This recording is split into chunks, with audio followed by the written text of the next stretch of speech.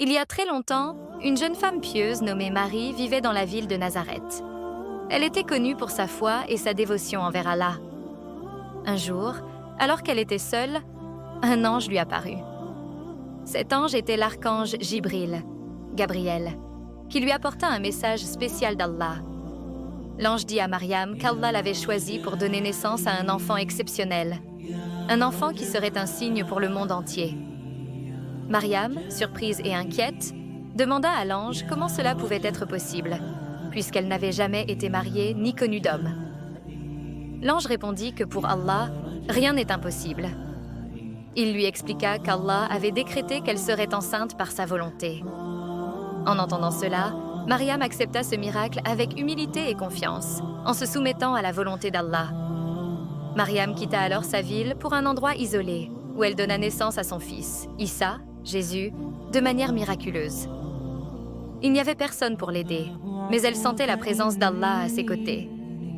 Après la naissance, elle retourna auprès de son peuple, portant son nouveau-né dans ses bras. Quand Mariam arriva dans son village avec Issa, les gens furent choqués. Ils lui posèrent des questions et l'accusèrent de mauvaise conduite, car ils ne pouvaient pas comprendre comment elle pouvait avoir un enfant. Mariam resta silencieuse, comme Allah le lui avait ordonné, et pointa du doigt son bébé. C'est alors qu'un autre miracle se produisit. Le petit Issa, tout juste un nouveau-né, parla pour la première fois. Il dit à tout le monde qu'il était un serviteur d'Allah, qu'il avait été envoyé comme prophète pour guider les gens, et qu'il était né par le miracle d'Allah. Les gens furent stupéfaits et comprirent que cet enfant était vraiment spécial, un signe de la puissance divine. Issa grandit en sagesse et en bonté. Il devint un prophète, envoyé par Allah pour guider les enfants d'Israël.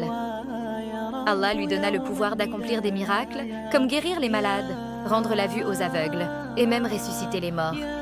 Il prêchait un message de paix, de miséricorde et de retour à Allah. Issa était aussi appelé le Messie, un titre qui signifie « celui qui est oint » et qui symbolise un rôle de guide et de sauveur.